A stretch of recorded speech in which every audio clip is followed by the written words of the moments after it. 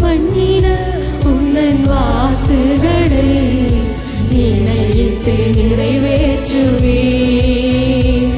நீ நம்ப பண்ணின உந்தன் வாக்குகளை நினைத்து நிறைவேற்றுவே. மறவாமல் நினைப்பவரே ஏசையா, நிறைவேற்றி முடிப்பவரே. சொல்லுங்க, ஆண்டவரிடத்துல சொல்லுங்க.